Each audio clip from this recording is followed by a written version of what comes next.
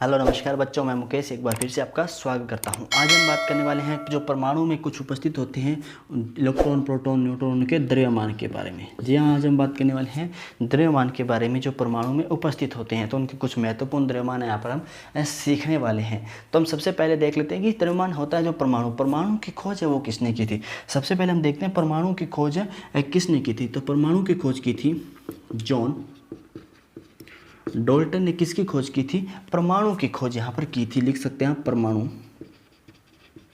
परमाणु की खोज किसने की थी? जॉन डाल्टन ने परमाणु की खोज है वो की थी। कब की थी? तो कब की बात करें तो 1808 में की थी। 1808 ईस्वी में की थी। तो अब बात करते हैं परमाणु में जो उपस्थित होते हैं। सबसे पहले बात करें इलेक्ट्रॉन का द्रव्यमान, प्रोटॉन का द्रव्यमान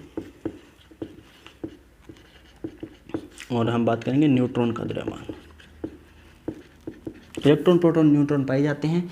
न्यूट्रॉन और प्रोटॉन होते हैं वो पाए जाते हैं नाभिक में, और इलेक्ट्रॉन पाए जाते हैं कक्षक में बाहर। नाभिक के बाहर कक्षक में उपस्थित होते हैं। जितने इलेक्ट्रॉन होते हैं उतने ही प्रोटॉन होते हैं। तो सबसे पहले हम ये देख लेते हैं कि इनकी खोज है उनके बारे में भी बात कर लेते हैं। तो इलेक्ट्रॉन है उसकी खोज किसने की थी? तो इलेक्ट्रॉन की खोज की थी जे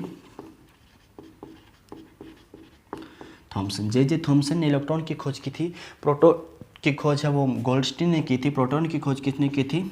गोल्डस्टीन ने की थी।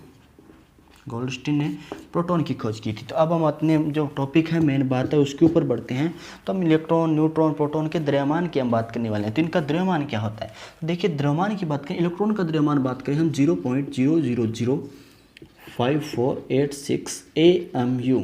ये क्या है? इसका परमाणु द्रव्यमान होता है, कह सकते हैं इलेक्ट्रॉन का द्रव्यमान होता है। फिर प्रोटॉन की बात करें तो प्रोटॉन का द्रव्यमान होता है 1.00759 AMU। इसका यूनिट है एक प्रकार से मात्रा के रूप में आप देख सकते हैं AMU।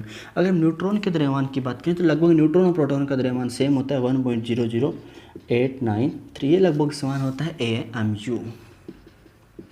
तो ये क्या थे? हमारे जो परमाणु है उसके नाभिक में या उसके अंदर पाए जाने वाले इलेक्ट्रॉन, प्रोटॉन, न्यूट्रॉन, इनके बारे में बात की। इनके खोज किसने की? इनका परमाणु द्रव्यमान कितना होता है, इसके बारे में हमने आज की क्लास में पढ़ा है। तो इसके साथ साथ हमें ये थोड़ा सा और भी पता होना चाहिए कि जैसे कि इसके बीटा कण हो गए, न्यूट्रो प्रोटॉन हो गए, इस तरह की कुछ और बातें भी हैं, वो भी आपको पता होनी चाहिए। लेकिन आज की क्लास के लिए बस बहुत है इतना, क्योंकि आज हम सिर्फ और सिर्फ द्रव्यमान की बात करते हैं। छोटी सी क्लास है क्योंकि ये समझने में आपको आसानी होगी। तो अगर आपको ये क्लास पसंद आई, अगर आपको इससे सहायता मिले तो अपने दोस्तों के साथ इसे शेयर कर दीजिए। मिलते हैं इसे आगे वाले वीडियो में। तब तक के लिए गुड बाय, टेक केयर, जय हिंद।